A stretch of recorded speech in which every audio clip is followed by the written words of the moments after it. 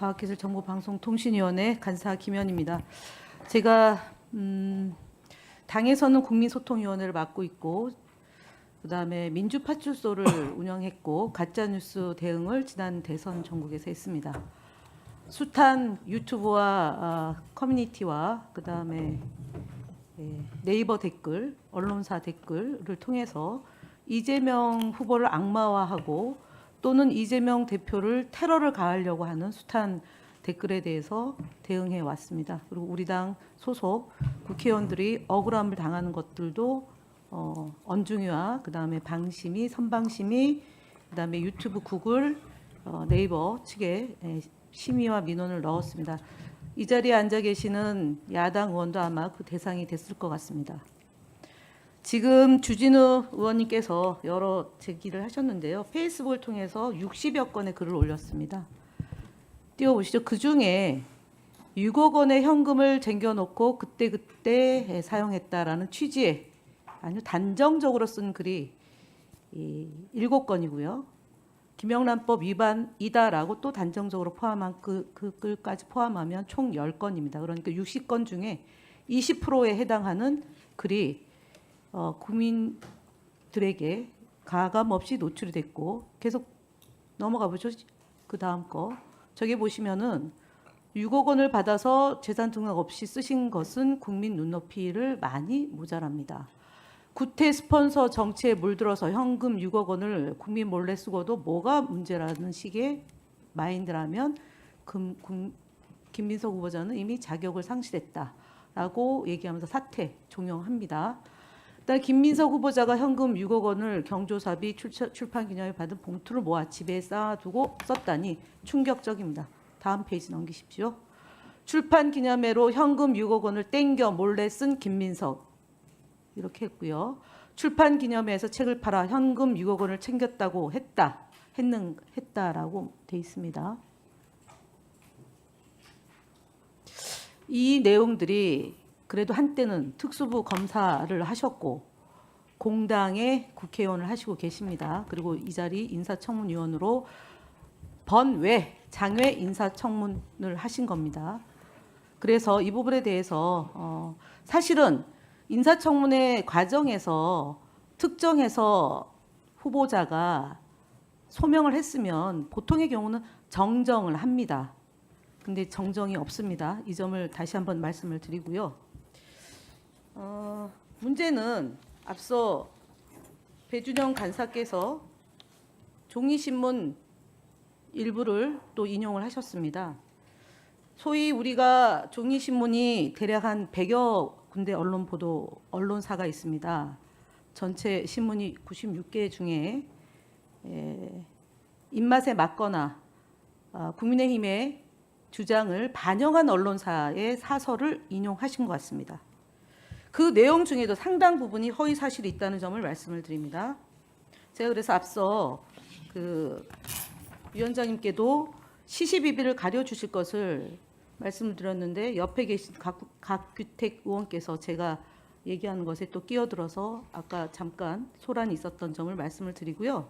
가나다 순으로 얘기를 하겠습니다. 기본적으로 보통의 경우는 조중동 순으로 얘기를 하는데 가나다 순으로 얘기하면 경향, 국민, 동아, 서울, 세계, 조선, 중앙, 한국, 한겨레 이렇게 보통 인용합니다.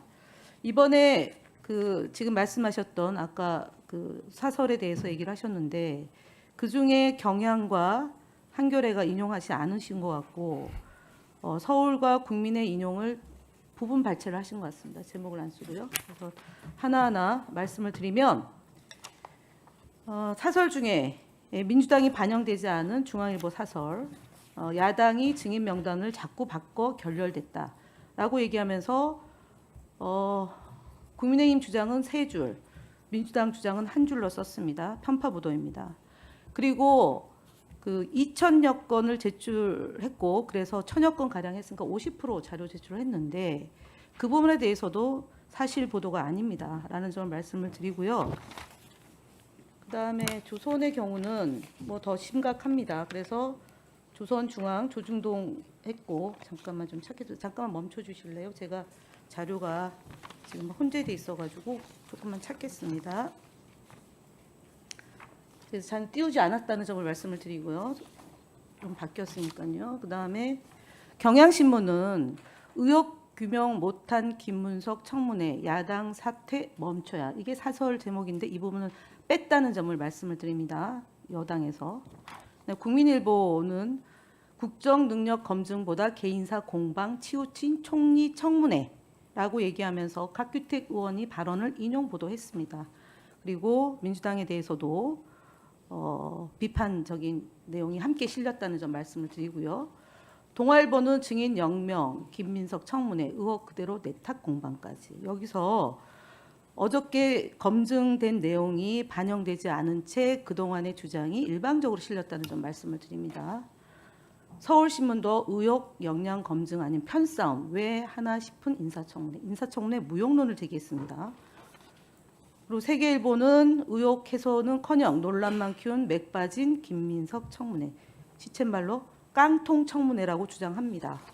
그러니까 9개 사설 중에 뭐 거의 비등비등 반반이 여론이지 않겠나 싶고요. 그래서 오늘 여론조사가 어떻게 나오는지 봐야겠지만 그닥 그렇게 일방적으로 사설에서 더불어민주당이나 국무총리 후보자에 대해서 비난하지 않았다는 점을 하고요. 여기에 편파 보도나 사실에 부합하지 않는 것에 대해서는 저희 더불어민주당이 대응하겠다는 점을 말씀을 드립니다. 이에 대한 후보자 입장 얘기해 주시기 바랍니다.